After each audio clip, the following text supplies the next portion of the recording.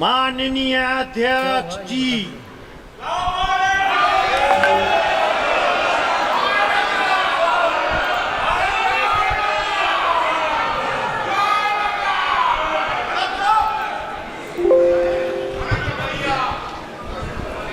माननीय सदस्यगण,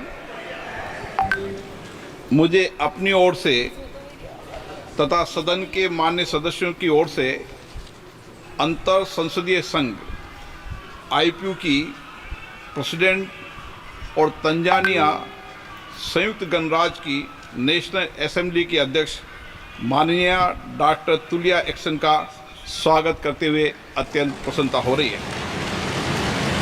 वे हमारी सम्मानित अतिथि के रूप में भारत की आधिकारिक यात्रा पर आई है।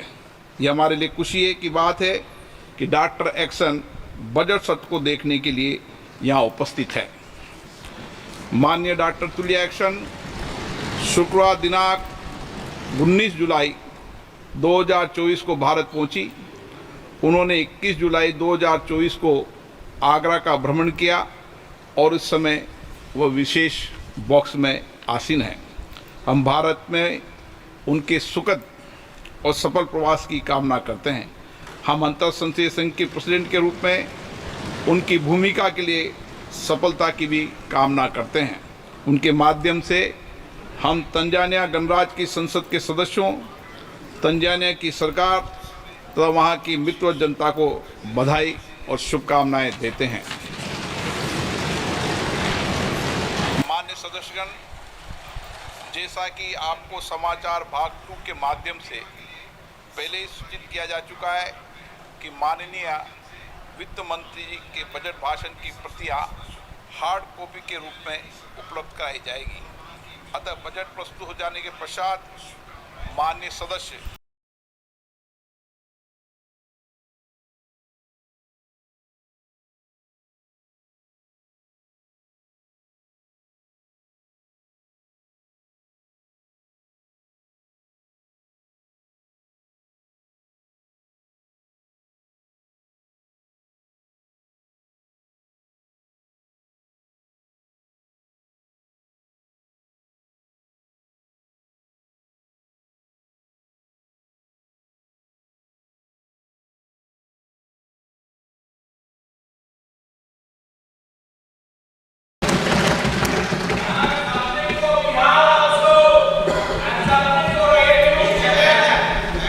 Honorable Speaker, I present the budget for 24-25.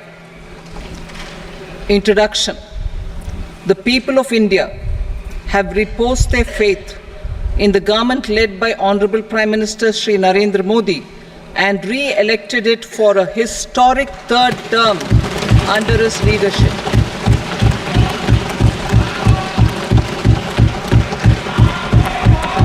We are grateful for their support, faith, and trust in our policies.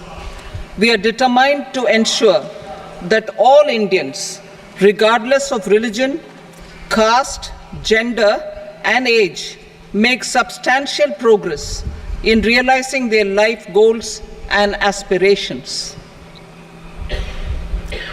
Global context.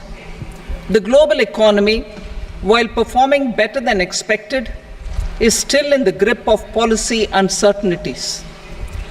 Elevated asset prices, political uncertainties, and shipping disruptions continue to pose significant downside risks for growth and upside risks to inflation. In this context, India's economic growth continues to be the shining exception and will remain so in the years ahead.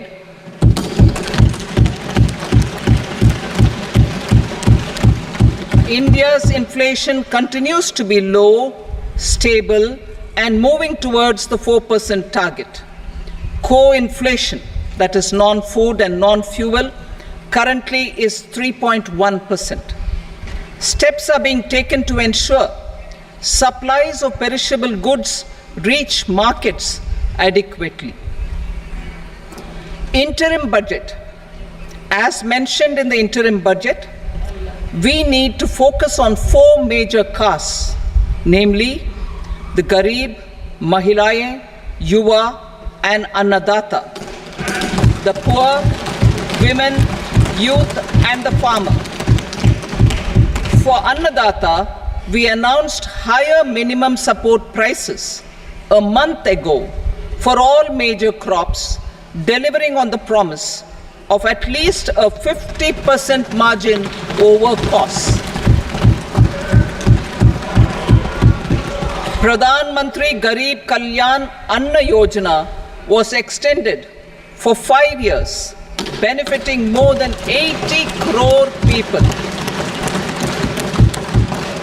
Administrative actions for approval and implementation of various schemes announced in the interim budget are well underway. The required allocations have been made. Budget theme. Turning attention to the full year and beyond in this budget, we particularly focus on employment, skilling, MSMEs, and the middle class. I am happy to announce the Prime Minister's package of 5 schemes and initiatives to facilitate employment, skilling, and other opportunities for 4.1 crore youth over a 5-year period, with a central outlay of 2 lakh crore rupees. I will speak about them shortly, while more details may be seen in the annexure. This year, I've made a provision of 1.48 lakh rupees, 1.48 lakh crore rupees for education, employment, and skilling. Budget priorities. The people have given a unique opportunity to our government to take the country on the path of strong development and an all-round prosperity. In the interim budget, we promise to present a detailed roadmap for our pursuit of Vikasit Bharat. In line with the strategy set out in the interim budget, this budget envisages sustained efforts on the following 9 priorities for generating ample opportunities for all. Number 1, productivity and resilience in agriculture. Number 2, employment and skilling. Number 3, inclusive human resource development and social justice. 4, manufacturing and services. 5, urban development. 6, energy security. 7, infrastructure. 8, innovation, research and development. And 9, next generation reforms. Subsequent budgets will build on these and add more priorities and actions. A more detailed formulation will be carried out as part of the economic policy framework, about which I will speak later in this speech. This budget details some of the specific actions to be initiated in the current year towards fulfillment of these priorities, with potential for transformative changes.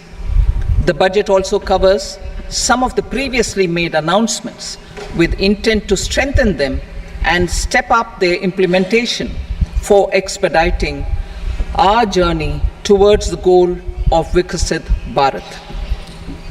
Priority 1, productivity and resilience in agriculture. Transforming agricultural research. Our government will undertake a comprehensive review of the agricultural research setup to bring the focus on raising productivity and developing climate-resilient varieties. Funding will be provided in challenge mode, including to the private sector.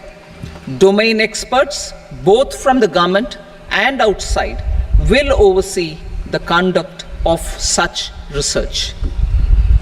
Release of new varieties. New 109 high-yielding and climate-resilient varieties of 32 field and horticultural crops will be released for cultivation by farmers.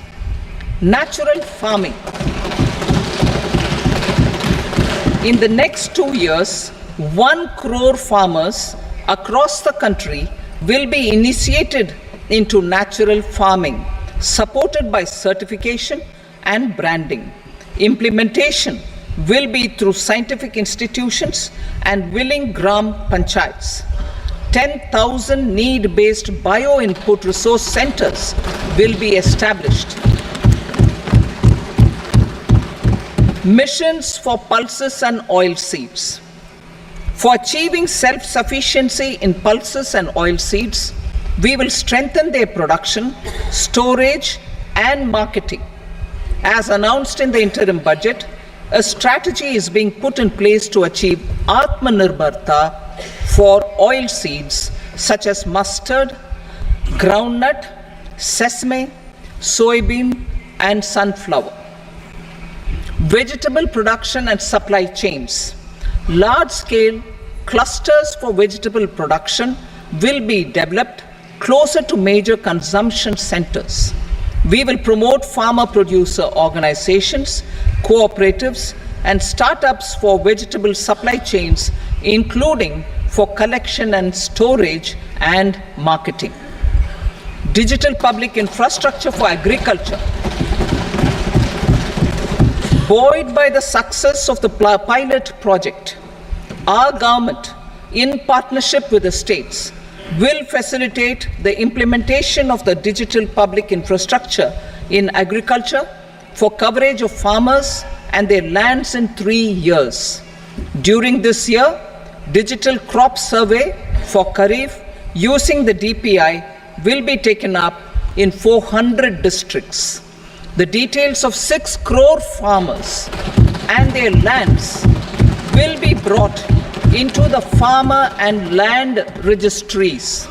Further, the issuance of Jan Samarth based Kisan credit cards will be enabled in 5 states.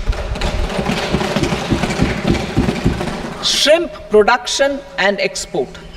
Financial support for setting up a network of nucleus breeding centers for shrimp brood stocks will be provided. Financing for shrimp farming, processing, and export will be facilitated through NABARD. National cooperation policy.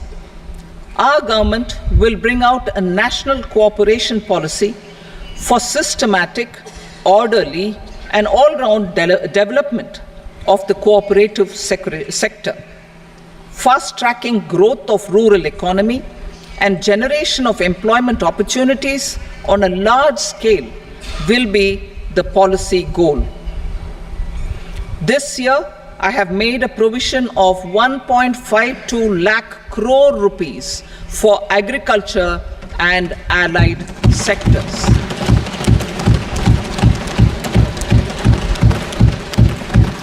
Priority 2, employment and skilling. Employment-linked incentive. Our government will implement following 3 schemes for employment-linked incentive as part of the Prime Minister's package. These will be based on enrollment in the EPFO and focus on recognition of first-time employees and support to employees and employers. Scheme A, first-timers. This scheme will provide 1 month wage to all persons newly entering the workforce in all formal sectors.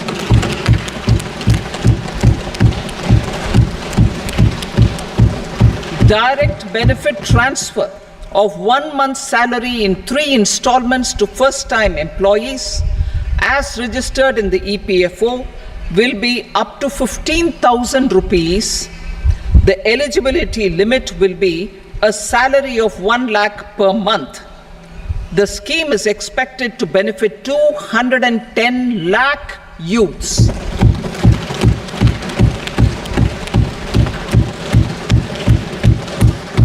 Scheme B, job creation in manufacturing. This scheme will incentivize additional employment in the manufacturing sector linked to the employment of first-time employees. An incentive will be provided at specified scale directly both to the employee and the employer with respect to the EPFO contribution in the first 4 years of employment. The scheme is expected to benefit 30 lakh youth entering employment and their employers.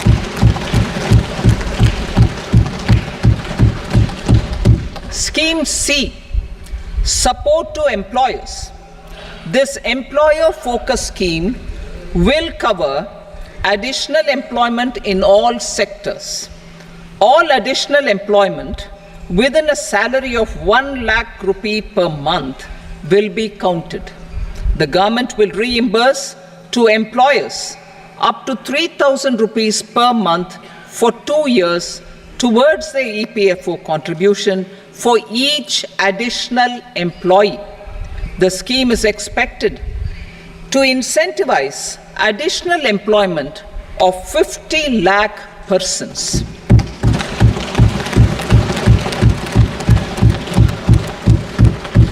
Participation of women in the workforce. We will facilitate higher participation of women in the workforce through setting up of working women hostels in collaboration with industry and establishing creches. In addition, the partnership will seek to organize women-specific skilling programs and promotion of market access for women SHG enterprises. Skilling program.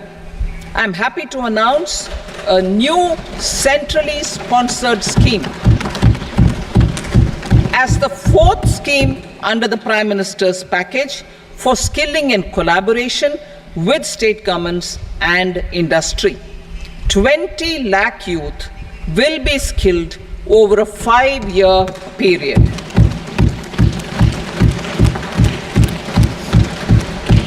"1,000 industrial training institutes will be upgraded in hub and spoke arrangements with outcome orientation. Course content and design will be aligned to the skill needs of industry, and new courses will be introduced for emerging needs." Skilling loans. The model skill loan scheme will be revised to facilitate loans up to 7.5 lakh rupees with a guarantee from a government-promoted fund. This measure is expected to help 25,000 students every year.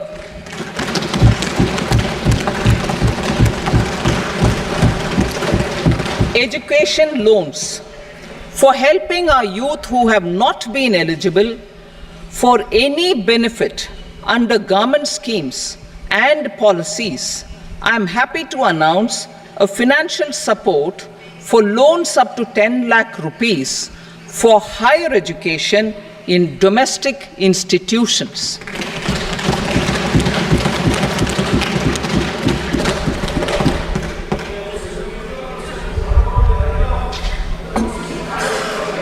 E-vouchers for this purpose. E-vouchers for this purpose will be given directly to 1 lakh students every year for annual interest subvention of 3% of the loan amount. Priority 3, inclusive human resource development and social justice. Saturation approach.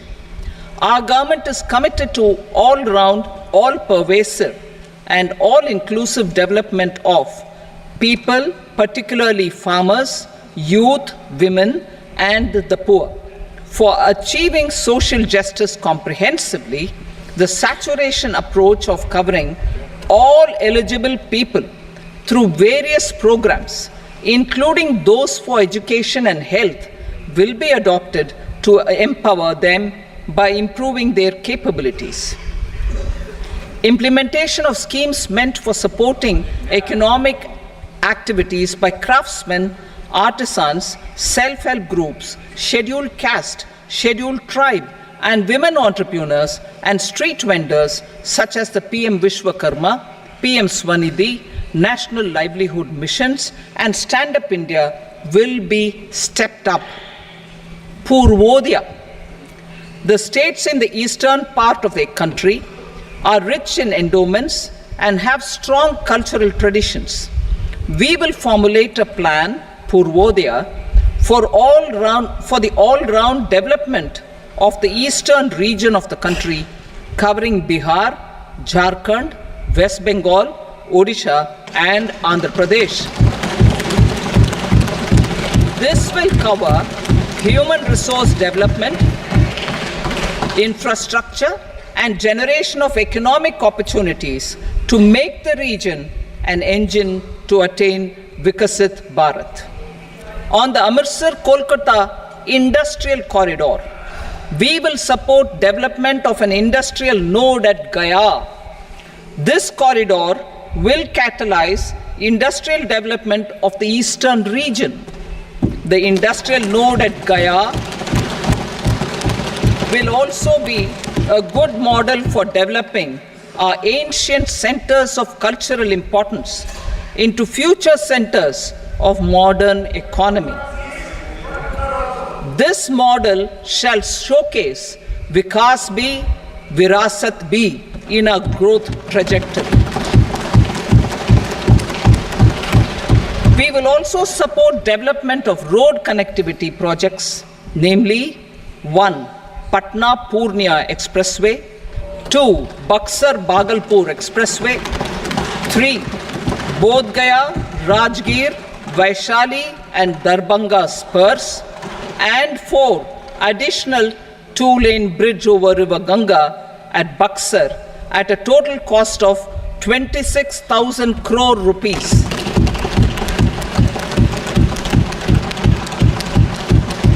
Power projects, including setting up of a new 2,400 megawatt power plant at Pir Painti, will be taken up at a cost of 21,400 crore rupees.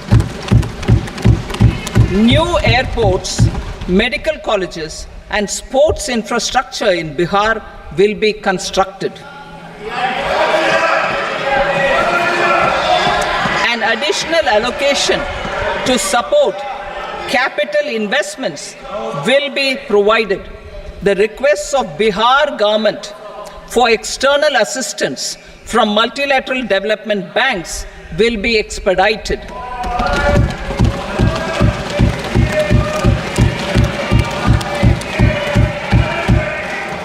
Andhra Pradesh Reorganization Act. Our government has made concerted efforts to fulfill the commitments in Andhra Pradesh Reorganization Act.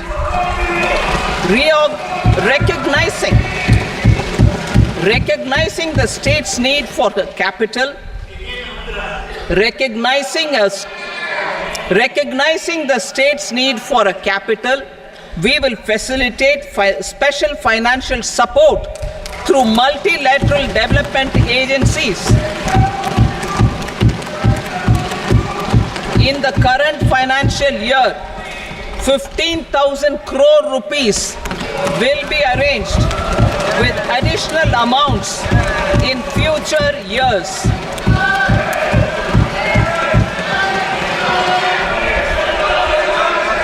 Our government is fully committed to financing and early completion of the Polavaram irrigation project, which is the lifeline for Andhra Pradesh and its farmers. This will facilitate our country's food security as well. Under the Act, Andhra Pradesh Reorganization Act, for promoting industrial development, funds will be provided for essential infrastructure such as water, power, railways, and roads. In Kopparthi node on the Visakhapatnam-Chennai Industrial Corridor, and Varavakal node on the Hyderabad-Bangalore Industrial Corridor. An additional allocation will be provided this year towards capital investment for economic growth. Grants for backward regions of Rayalaseema, Prakasham, North Coastal Andhra, as stated in the Act, will be provided. PM Awas Yojana. 3 crore additional houses under the PM Awas Yojana in rural and urban areas in the country have been announced, for which the necessary allocations are being made. Women-led development. For promoting women-led development, the budget carries an allocation of more than 3 lakh crore for schemes benefiting women and girls. This signals our government's commitment for enhancing women's role in economic development. Pradhan Mantri Janjatiya Unnat Gram Abhiyan. For improving the socio-economic condition of tribal communities, we will launch the Pradhan Mantri Janjatiya Unnat Gram Abhiyan by adopting saturation coverage for tribal families in tribal majority villages and aspirational districts.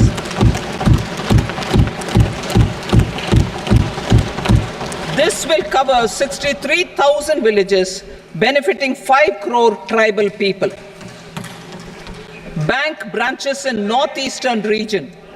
More than 100 branches of India Post Payment Bank will be set up in the northeast region to expand the banking services. This year, I have made a provision of 2.66 lakh crore rupees for rural development, including rural manufacturing and services, support for promotion of MSMEs. This budget services provides special attention to promotion of MSMEs. This manufacturing provides special attention to MSMEs. And we have formulated a package covering financing, regulatory changes. We have formulated a package covering financing, regulatory changes, and technology support for MSMEs to help them grow and also compete globally. Happy to announce the following specific measures. Credit guarantee scheme for MSMEs in the manufacturing sector. For facilitating term loans to MSMEs for purchase of machinery and equipment without collateral or third-party guarantee, a credit guarantee scheme will be introduced.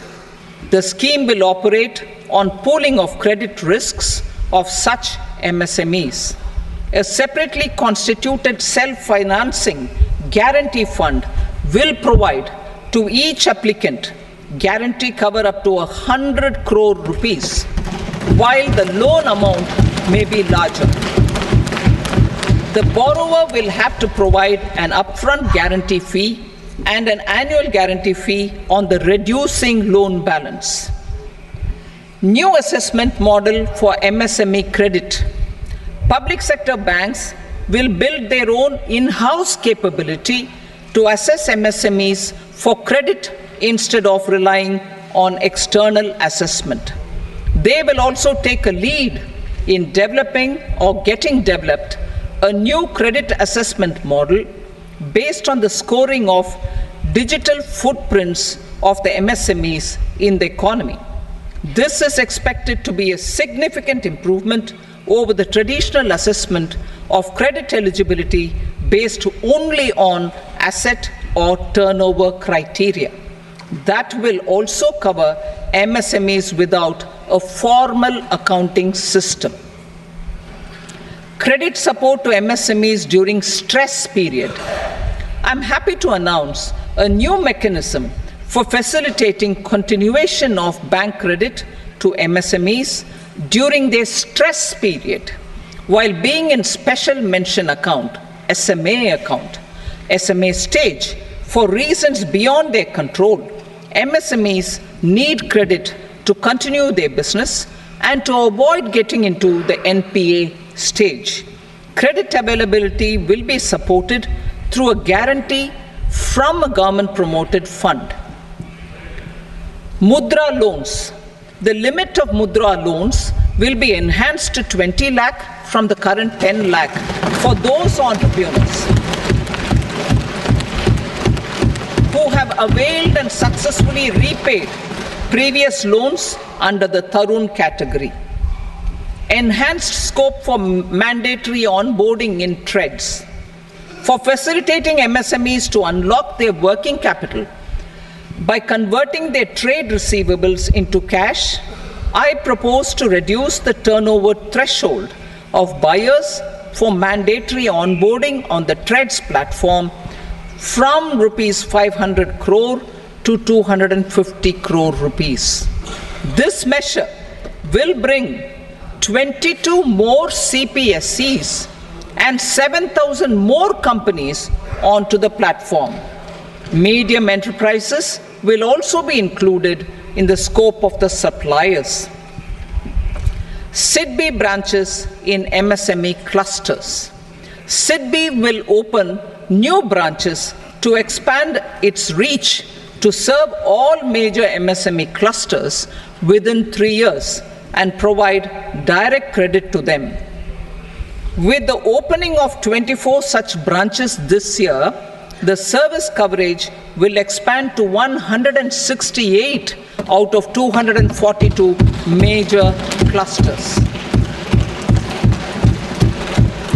MSME units for food irradiation, quality and safety testing. Financial support for setting up of 50 multi-product food irradiation units in the MSME sector will be provided. Setting up of 100 food quality and safety testing labs with NABL accreditation will be facilitated. E-commerce export hubs. To enable MSMEs and traditional artisans to sell their products in international markets, e-commerce export hubs will be set up in public-private partnership mode. These hubs, under a seamless regulatory and logistic framework, will facilitate trade and export-related services under one roof. Measures for promotion of manufacturing and services. Internship in top companies. As the fifth scheme under Prime Minister's package, our government will launch a comprehensive scheme for providing internship opportunities in 500 top companies to 1 crore youth in 5 years. They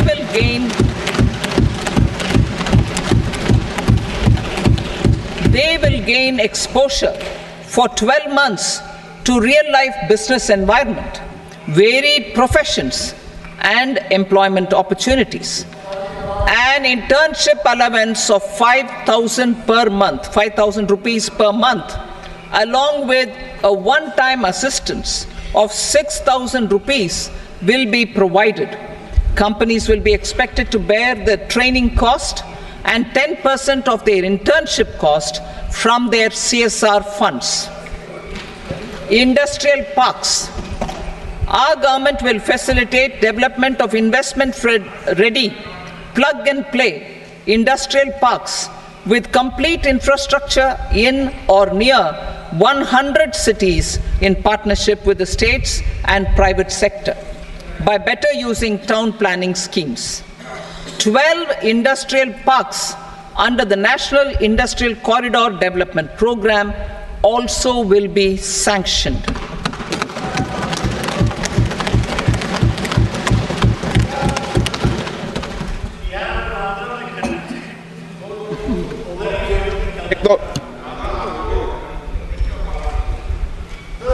veggie भाई पर no please बैठिए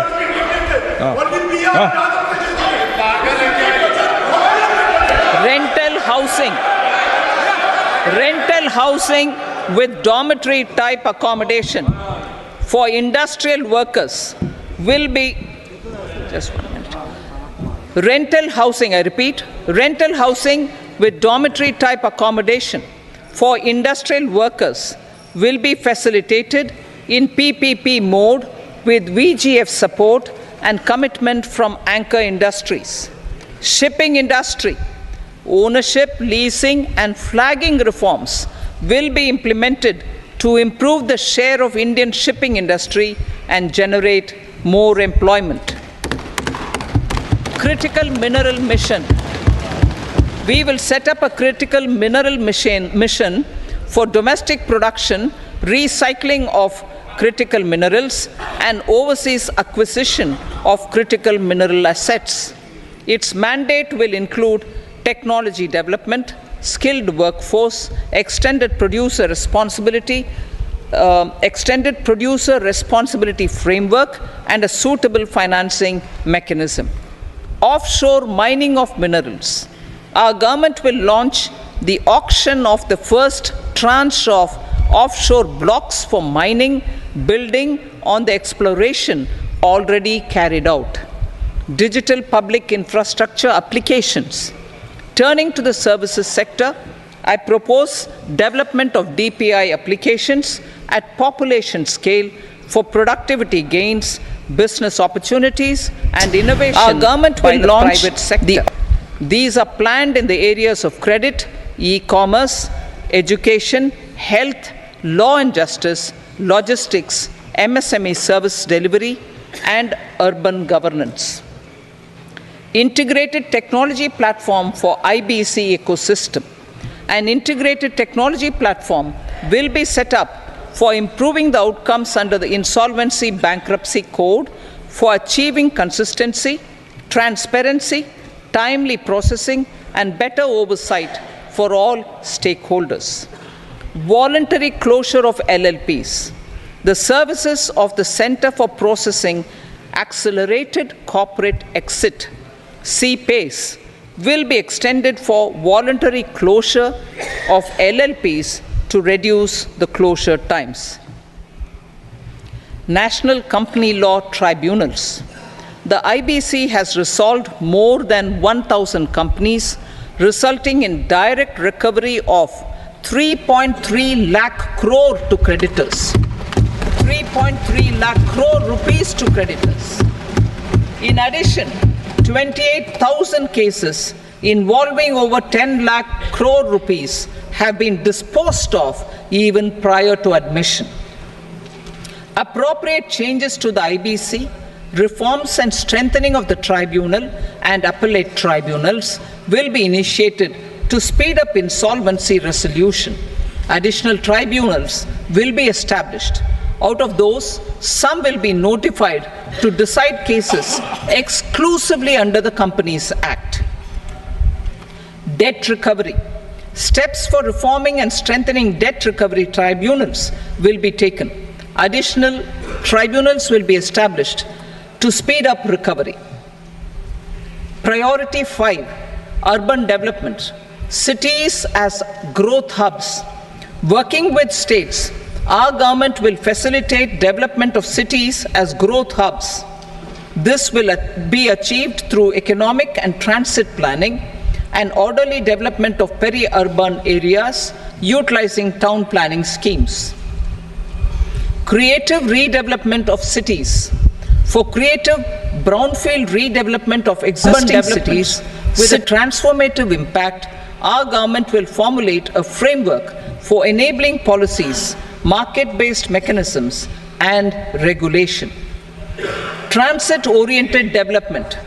Transit-oriented development plans for 14 large cities with a population above 30 lakh will be formulated, along with an implementation and financing strategy. Urban housing. Under the PM Awas Yojana, Urban 2.0, housing needs of 1 crore urban poor and middle class families will be addressed with an investment of 10 lakh crore rupees.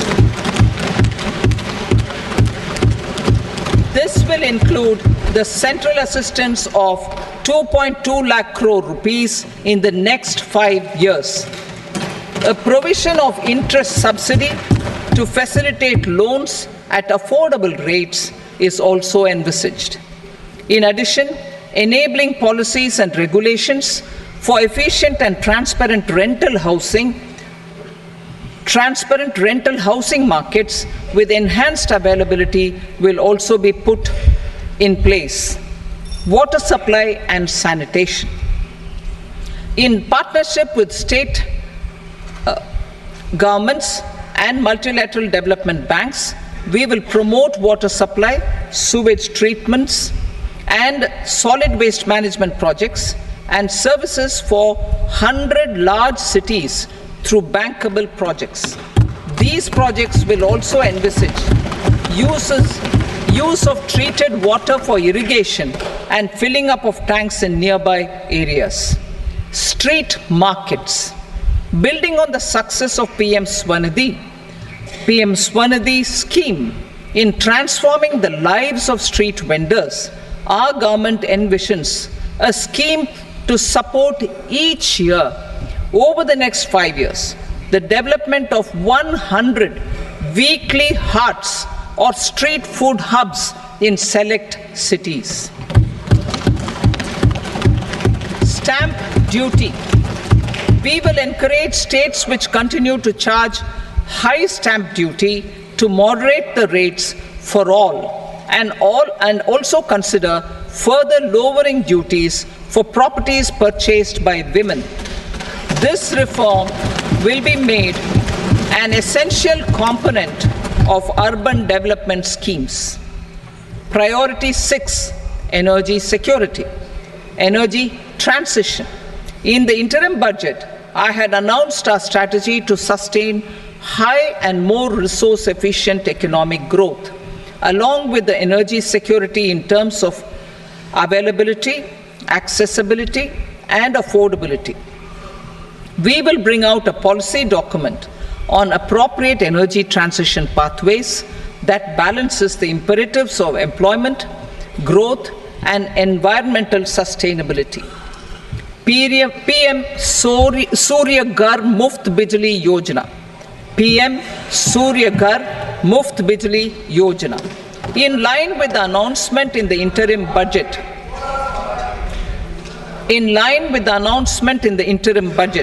PM Surya Ghar Muft Bijli Yojana has been launched to install rooftop solar plants to enable 1 crore households obtain free electricity up to 300 units every month. The scheme has generated remarkable response with more than 1.28 crore registrations and 14 lakh applications, and we will further encourage it. Pumped storage policy. A policy for promoting pumped storage projects will be brought out for electricity storage and facilitating smooth integration of the growing share of renewable energy with its variable and intermittent nature in the overall energy mix. Research and development of small and modular nuclear reactors. Nuclear energy is expected to form a very significant part of the energy mix for Vikasit Bharat. Towards that pursuit, our government will partner with the private sector for 1. Setting up Bharat Small Reactors, 2. Research and development of Bharat Small Modular Reactor, and 3. Research and development of newer technologies for nuclear energy. The R&D funding announced in the interim budget will be made available for this sector also. Advanced ultra supercritical thermal power plants. The development of indigenous technology for advanced ultra supercritical thermal power plants with much higher efficiency has been completed. A joint venture between NTPC and BHEL will set up a full-scale 800 megawatt commercial plant using AUSC technology.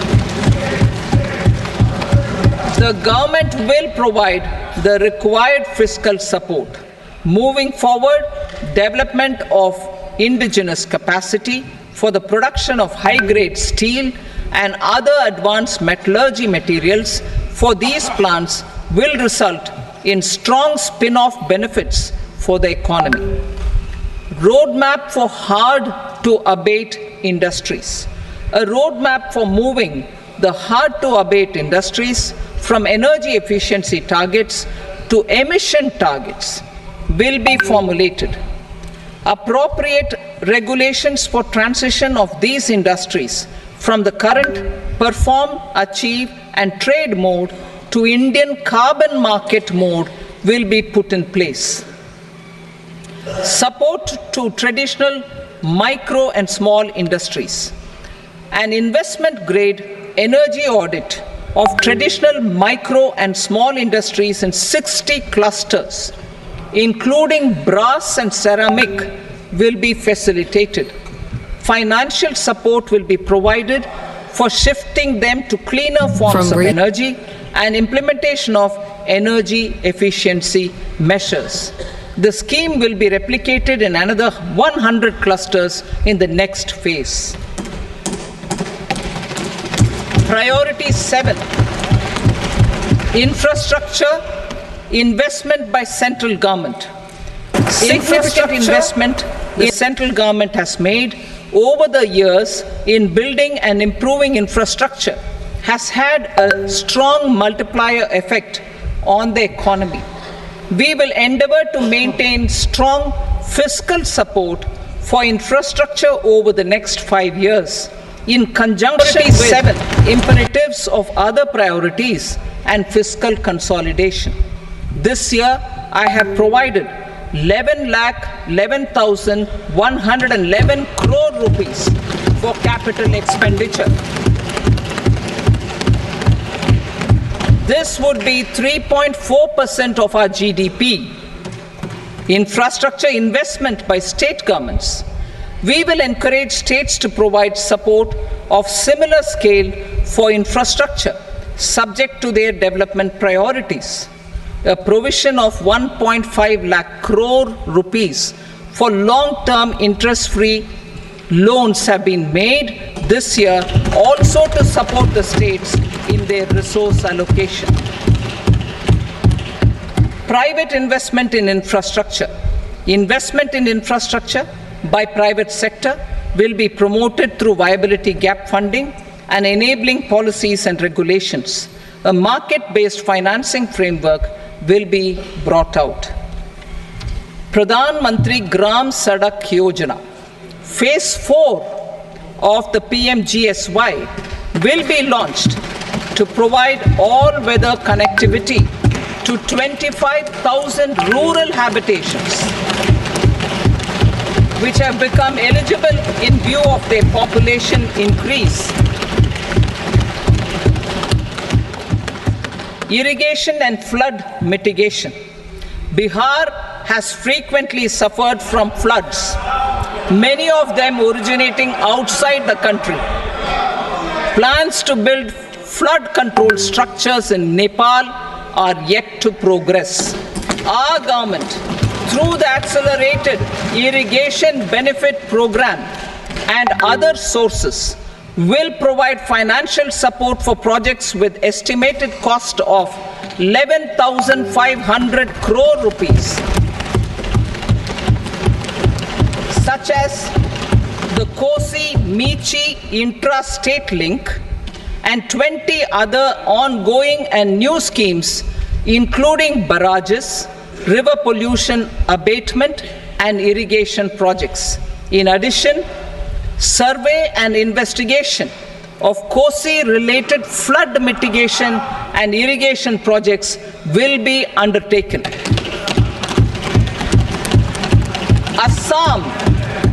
Assam grapples with floods every year by the Brahmaputra River and its tributaries. originating outside India. We will provide assistance to Assam for flood management and related projects.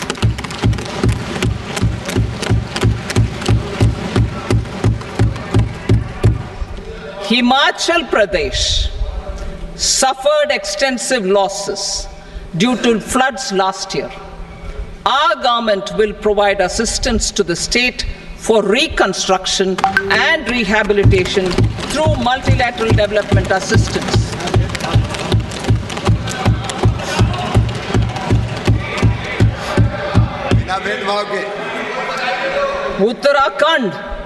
Uttarakhand too suffered losses due to cloudbursts and massive landslides. We will provide assistance to the state. Recently, Sikkim witnessed devastating flash floods and landslides that wreaked havoc across the state. Our government will provide assistance to the state. Tourism has always been a part of our civilization. Our efforts in positioning India as a global and land destination will also create jobs, stimulate investments, and unlock economic opportunities for other sectors. In addition to the measures outlined in the interim budget, I propose the following measures. Vishnupad Temple at Gaya and Mahabodhi Temple at Bodh Gaya in Bihar are of immense spiritual significance. Comprehensive development of Vishnupad Temple Corridor and Mahabodhi Temple Corridor will be supported, modeled on the successful Kashi Vishwanath Temple Corridor to transform them into world-class pilgrim and tourist destinations. Rajgir holds immense religious significance for Hindus, Buddhists and Jains. The 20th Tirthankara Muniswarata temple in the Jain temple complex is ancient. The Saptarishi or the 7 hot springs form a warm water Brahmkund that is sacred. A comprehensive development initiative for Rajgir will be undertaken. Our government will support the development of Nalanda as a tourist center, besides reviving Nalanda University to its glorious stature. Odisha's scenic beauty, temples, monuments, craftsmanship, wildlife sanctuaries, natural landscapes, and pristine beaches make it an ultimate tourism destination. Our government will provide assistance for their development to Odisha as well. Priority 8, innovation, research and development. We will operationalize the Anusandhan National Research Fund for basic research and prototype development. Further, we will set up a mechanism for spurring private sector driven research and innovation at commercial scale with a financing pool of 1 lakh crore rupees in line with the announcement in the interim budget. Space economy. With our continued emphasis on expanding the space economy by 5 times in the next 10 years, a venture capital fund of 1,000 crore rupees will be set up. Priority 9, next generation reforms. Economic policy framework.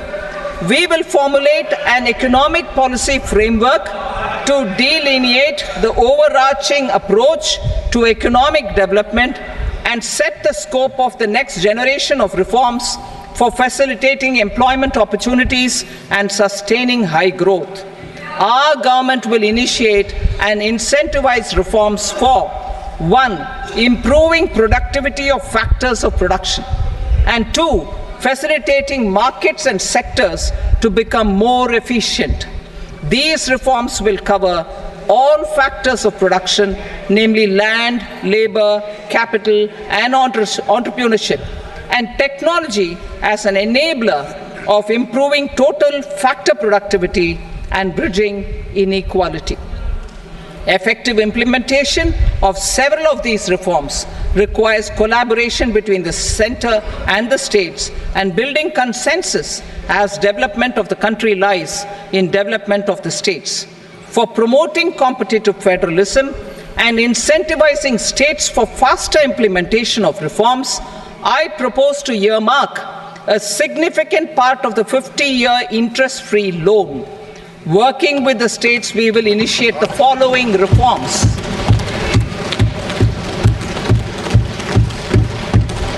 Land-related reforms and actions, both in the rural and urban areas, will cover land administration, will cover 1. Land administration, planning and management, and 2.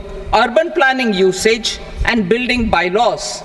These will be incentivized for completion within the next 3 years through appropriate fiscal support. Rural land-related actions. Rural land-related actions will include 1. Assignment of unique land parcel identification number, UL PIN, or Bhu Aadhaar for all lands. 2. Digitization of cadastral maps. 3. Survey of subdivisions, survey of map subdivisions as per current ownership. 4. Establishment of land registry. And 5. Linking to the farmers registry. These actions will also facilitate credit flow and other agricultural services. Urban land-related actions. Land records in urban areas will be digitized with GIS mapping. An IT-based system for property record administration, updating, and tax administration will be established. These will also facilitate improving the financial position of urban local bodies. Labor-related reforms. Services to labor. Our government will facilitate the provision of a wide array of services to labor, including those for employment and skilling. A comprehensive integration of e-Shram portal with other portals will facilitate such one-stop solution. Open architecture databases for the rapidly changing labor market, skill requirements, and available job roles, and a mechanism to connect job aspirants with potential employers and skill providers will be covered in these services. Shram Suvidha and Samadhan portal. Shram Suvidha and Samadhan portal will be revamped to enhance ease of compliance for industry and trade. Capital and entrepreneurship related reforms. Financial sector vision and strategy. For meeting financing needs of the economy, our government will bring out a financial sector vision and strategy document to prepare the sector in terms of size, capacity, and skills. This will set the agenda for the next 5 years and guide the work of the government, regulators, financial institutions, and market participants. Taxonomy for climate finance. We will develop taxonomy for climate finance for enhancing the availability of capital for climate adaptation and mitigation. This will support achievement of the country's climate commitments and green transition. Variable capital company structure. We will seek the required legislative approval for providing an efficient and flexible mode for financing leasing of aircrafts and ships and pooled funds of private equity through a variable company structure. Foreign direct investments and overseas investment. The rules and regulations for foreign direct investment and overseas investments will be simplified to 1. Facilitate foreign direct investments, 2. Nudge prioritization, and 3. Promote opportunities for using Indian rupee as a currency for overseas investment. NPS Vatsalya. NPS Vatsalya, a plan for contribution by parents and guardians for minors, will be started. On attaining the age of majority, the plan can be converted seamlessly into a normal NPS account. Use of technology. We have successfully used technology for improving productivity and bridging inequality in our economy during the past 10 years. Public investment in digital infrastructure and innovations by the private sector have helped in improving access of all citizens, particularly the common people, to market resources, education, health and services. We will step up adoption of technology towards digitalization of the economy. Ease of doing business. For enhancing ease of doing business, we are already working on the Jan Vishwas Bill 2.0.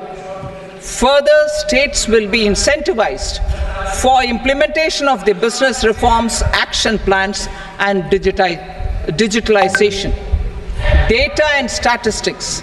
For improving data governance, collection, processing and management of data and statistics, different sectoral databases, including those established under the Digital India Mission, will be utilized with active use of technology tools. New pension scheme. The committee to review the NPS has made considerable progress in its work. I am happy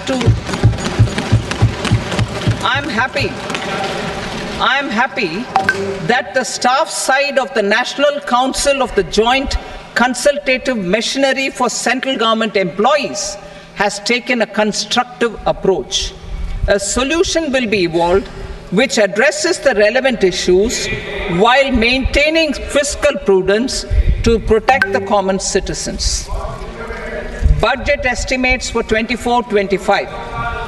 For the year 24-25, total receipts other than borrowings and the total expenditure are estimated at 32.07 lakh crore rupees and 48.21 lakh crore rupees respectively. The net tax receipts are estimated at 25.83 lakh crore rupees. The fiscal deficit is estimated at 4.9% of the GDP. The gross and the net market borrowings through dated securities during 24-25 are estimated at 14.01 lakh crore rupees and 11.63 lakh crore rupees respectively. Both will be less than that in 23-24.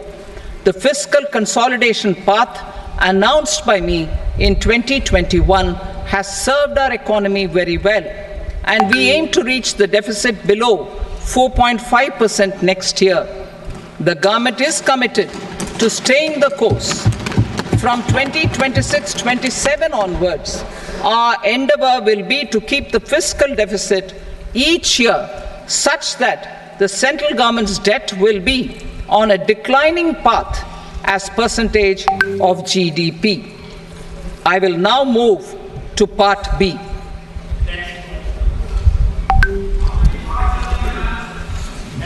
Indirect taxes. Sir, I start with GST. It has decreased tax incidence on the common man, reduced compliance burden and logistics cost for trade and industry, and enhanced revenues of the central and the state governments. It is a success of vast proportions. To multiply the benefits of GST, we will strive to further simplify and rationalize the tax structure and endeavor to expand it to the remaining sectors. My proposals for custom duties My proposals for customs duties intend to support domestic manufacturing, deepen local value addition, promote export competitiveness, and simplify taxation while keeping the interest of the general public and consumers paramount. In Budget 22-23, we reduced the number of customs duty rates. I propose to undertake a comprehensive review of the rate structure over the next 6 months to rationalize and simplify it for ease of trade, removal of duty inversion, and reduction of disputes. I shall now take up sector-specific customs duty proposals. Medicine and medical equipments. To provide relief to cancer patients, I propose to fully exempt 3 more medicines from customs duties. For the next 6 months, I also propose changes in the BCD on X-ray tubes and flat panel detectors for use in medical X-ray machines under the phased manufacturing program so as to synchronize them with the domestic capacity addition. Mobile phone and related parts. With a 3-fold increase in domestic production and almost a 100-fold jump in exports of mobile phones over the last 6 years, the Indian mobile industry has matured. In the interest of consumers, I now propose to reduce the BCD on mobile phone, mobile PCBA, and mobile charger to 15%. Critical minerals. Minerals such as lithium, copper, cobalt, and rare earth elements are critical for sectors like nuclear energy, renewable energy, space, defense, telecommunications, and high-tech electronics. I propose to fully exempt customs duties on 25 critical minerals and reduce BCD on 2 of them. This will provide a major fillip to the processing and refining of such minerals and help secure their availability for these strategic and important sectors. Solar energy. Energy transition is critical in the fight against climate change. To support energy transition, I propose to expand the list of exempted capital goods for use in the manufacture of solar cells and panels in the country. Further, in view of sufficient domestic manufacturing capacity of solar gas, glass, and tinned copper interconnect, I propose not to extend the exemption of custom duties provided to them. Marine products. India's seafood exports in the last financial year touched an all-time high of more than 60,000 crores of rupees. Frozen shrimp accounted for about 2/3 of these exports.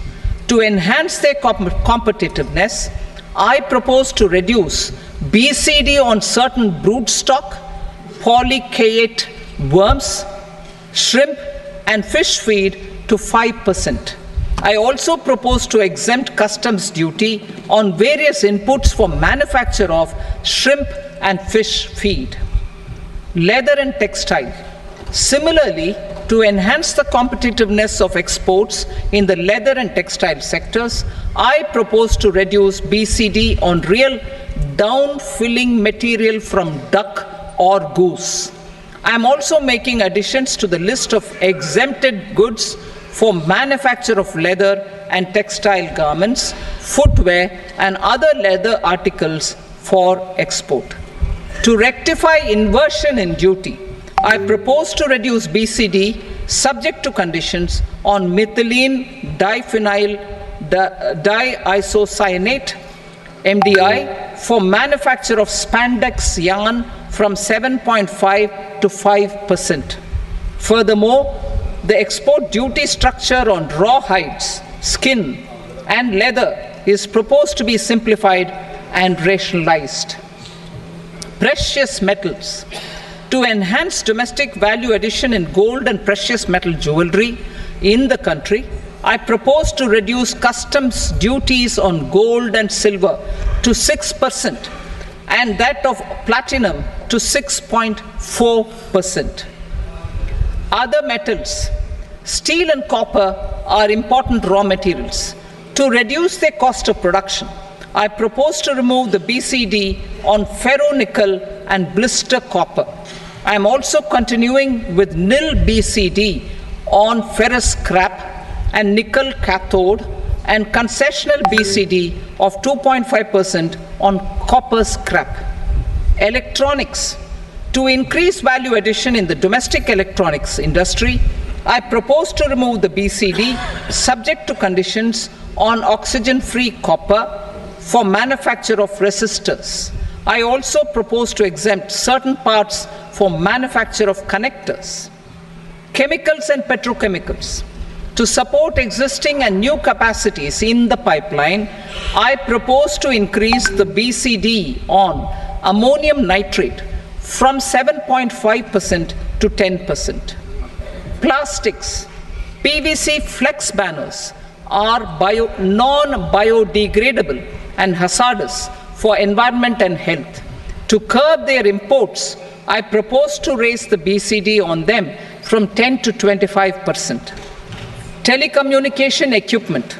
To incentivize domestic manufacturing, I propose to increase the BCD from 10 to 15% on PCBA of specified telecom equipment.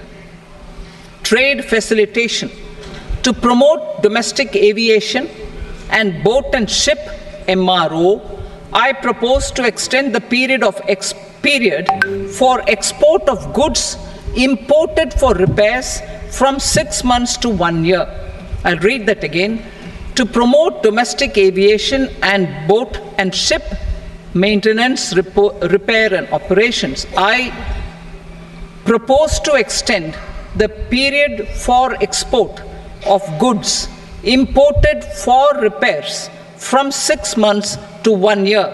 In the same vein, I propose to extend the time limit for re-import of goods for repairs under warranty from 3 to 5 years. I now move to direct taxes. We will continue our efforts to simplify taxes, improve taxpayer services, provide tax certainty, and reduce litigation while enhancing revenues for funding the development and welfare schemes of the government. It has been our endeavor to simplify taxation. We have taken a number of measures in the last few years, including introduction of simplified tax regimes without exemptions and deductions for corporate tax and for personal income tax. This has been appreciated by taxpayers. 58% of corporate tax came from the simplified tax regime in the financial year 22-23. Similarly, as per data available till now, for the last fiscal, more than 2/3 have availed the new personal income tax regime. Comprehensive review of the Income Tax Act. I am now announcing a comprehensive review of the Income Tax Act 1961. The purpose is to make the Act concise, lucid, easy to read and understand. This will reduce disputes and litigation, thereby providing tax certainty to the taxpayers. I will also bring down the demand embroiled in litigation. It is proposed to be completed in 6 months. A beginning is being made in the finance bill by simplifying the tax regime for charities, tedious rate structures, provisions of reassessment and such provisions, and capital gains taxation. Simplification for charities and tedious. Two tax exemption regimes. The two tax exemption regimes for charities are proposed to be merged into one. The 5% tedious rate on many payments is being merged into the 2% tedious rate, and the 20% tedious rate on repurchase of units by mutual funds or UTI is being withdrawn. TDS rate on e-commerce operators is proposed to be reduced from 1 to 0.1%. Kota police की Moreover, credit of संबंध में TCS सके। is proposed to be Kota police की तरफ given से in the Kota में TDS to be deducted on है salary. कि अगर उन्हें Further, इसके I संबंध में कोई propose भी to जानकारी या सूचना decriminalize मिलती delay for payment of TDS up to the due date of filing statement for the same. I also plan to provide a standard operating procedure for TDS defaults and simplify and rationalize the compounding guidelines for such defaults. Simplification of reassessment. I propose to thoroughly simplify the provisions for reopening and reassessment. An assessment hereinafter can be reopened beyond 3 years from the end of the assessment year only if the escaped income is 50 lakh rupees or more, up to a maximum period of 5 years from the end of the assessment year.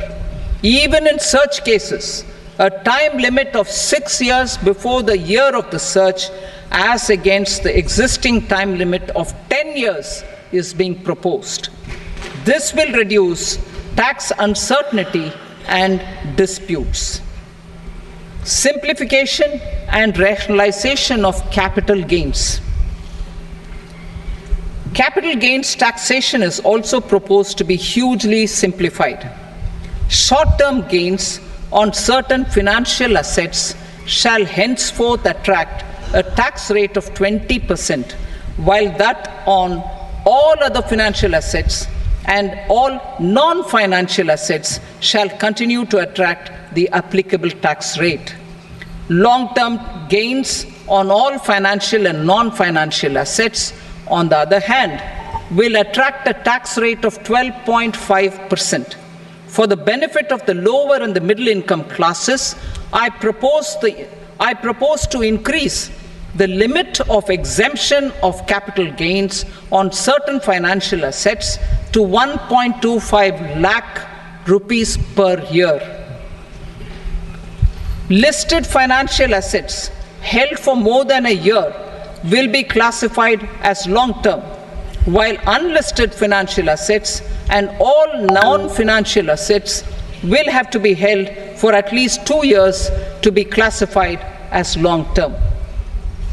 Unlisted bonds and debentures, debt mutual funds, and market-linked debentures, irrespective of holding period, however, will attract tax on capital gains at applicable rates. Taxpayer services. All the major taxpayer services under GST and most services under customs and income tax have been digitalized. All remaining services of customs and income tax, including rectification and order giving effect to appellate orders, shall be digitalized and made paperless. However, will attract tax on capital gains at applicable litigation rates. And appeals. Taxpayer while our concerted efforts to reduce pendency of appeals at various appellate fora are beginning to show good results, it will continue to engage our highest attention.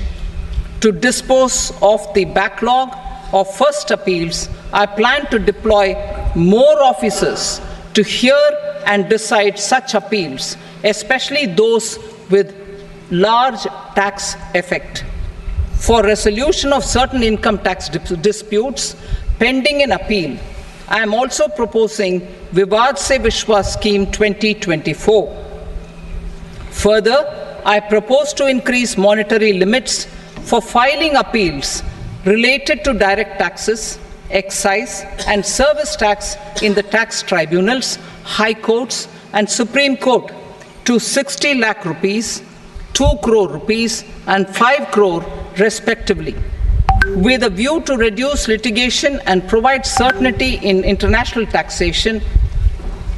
We will expand the scope of safe harbor rules and make them more attractive.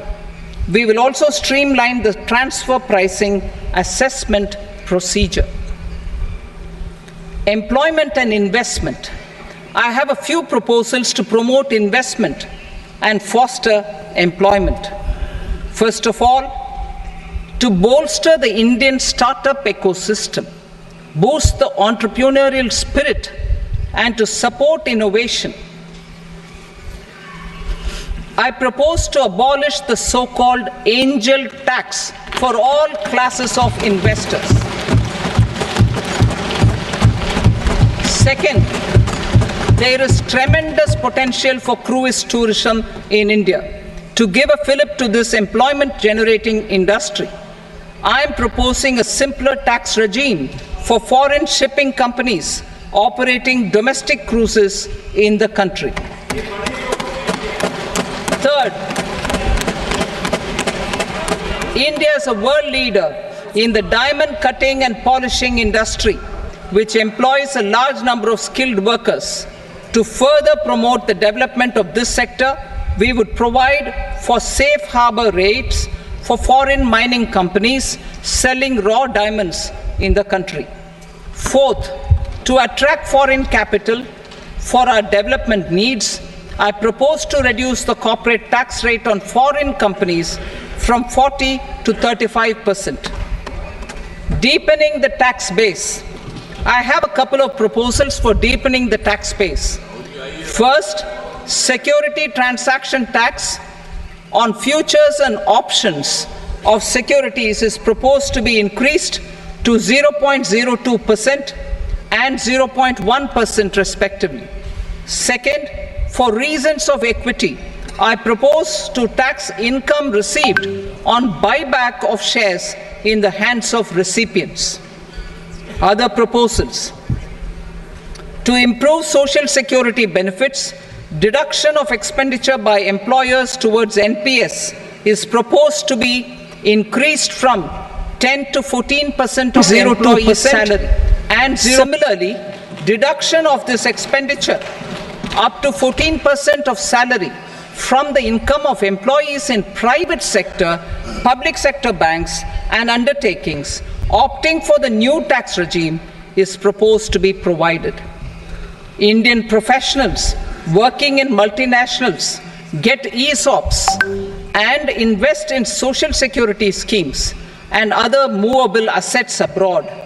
Non-reporting of such small foreign assets has penal consequences under the Black Money Act. Such non-reporting of movable assets up to 20 lakh rupees is proposed to be depenalized.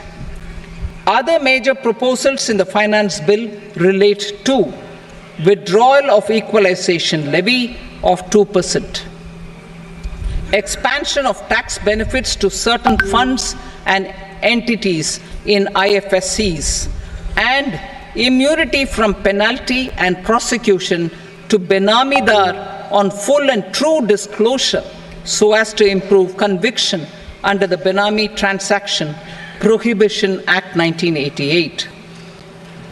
Personal income tax. Coming to personal income tax rates, I have two announcements to make for those opting for the new tax regime. First, the standard deduction for salaried employees is proposed to be increased from 50,000 to 75,000 rupees.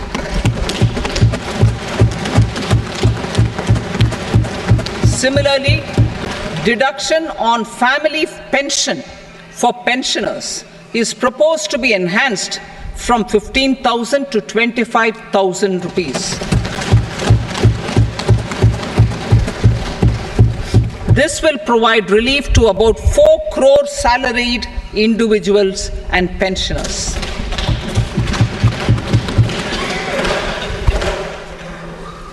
Second, in the new tax regime, the tax rate structure is proposed to be revised as follows: 0 to 3 lakh rupees, nil; 3 to 7 lakh rupees, 5%; 7 to 10 lakh rupees, 10%; 4 crore salary to 12 lakh rupees, 15%; 12 to 15 lakh rupees, 20%; and above 15 lakh rupees, 30%.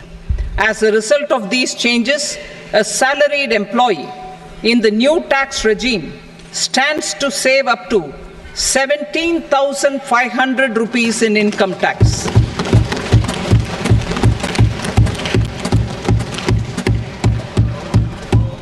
Apart from these, I am also making some other changes as given in the annexure. As a result of these proposals, revenue of about 37,000 crore, that is 29,000 crore in direct taxes and 8,000 crore in indirect taxes will be foregone, while revenue of about 30,000 crore rupees will be additionally mobilized. Thus, the total revenue foregone is about 7,000 crores annually. Mr. Speaker, sir, with this, I commend the budget to this august House. Jai Hind.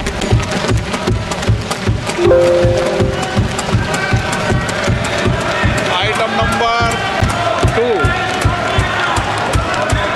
Item number 2.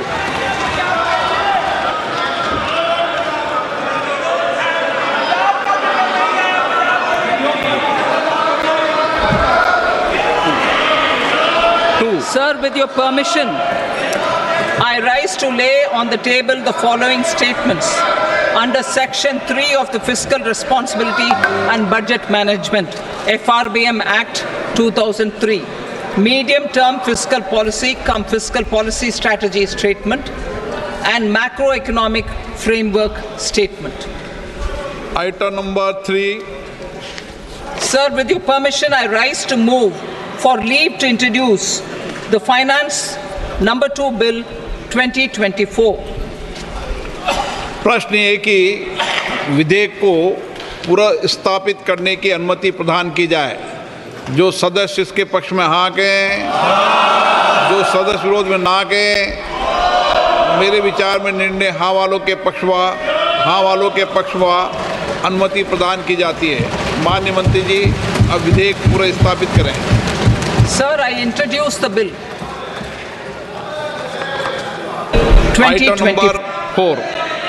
The Union Territory of Jammu and Kashmir budget.